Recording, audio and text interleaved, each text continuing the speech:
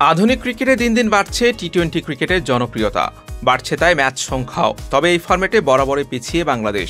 2 দশকেও নেই বলার মতো কোনো সাফল্য, হতে পারেনি চোখ রাঙানো প্রতিপক্ষ।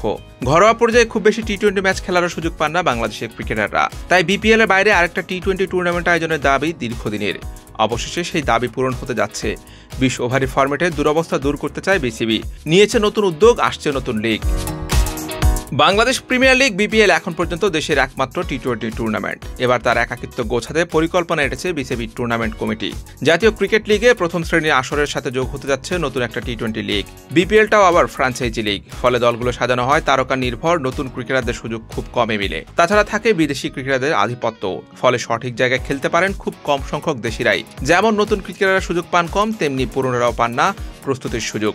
বিপিএল এর লিগ পর্বে সর্বোচ্চ 12টি ম্যাচ খেলার সুযোগ পান একজন ক্রিকেটার, ফাইনাল সহ 14টি ম্যাচ।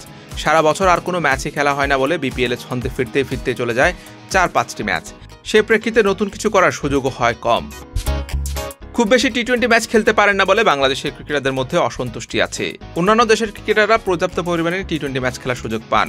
ভারতে আইপিএল এর পাশাপাশি আছে সৈয়দ মুশতাক আলী টুর্নামেন্ট, পাকিস্তানের ন্যাশনাল টি-20।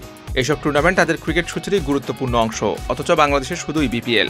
আর এই সীমাবদ্ধতা আন্তর্জাতিক টি-20তে বেশ ভোগাচ্ছে বাংলাদেশকে। কিন্তু বাস্তবতা উপলব্ধি করতে পেরে এবার নড়ে চড়ে বসেছে বিসিবি। প্রতি বছর একটি করে টি-20 টুর্নামেন্ট আয়োজনেরও পরিকল্পনা করছে। প্রাথমিক প্রস্তাব অনুযায়ী 8 দল নিয়ে 29 ম্যাচের জাতীয় লিগ টি-20 টুর্নামেন্ট চালু করার দিকে হাঁটছে তারা।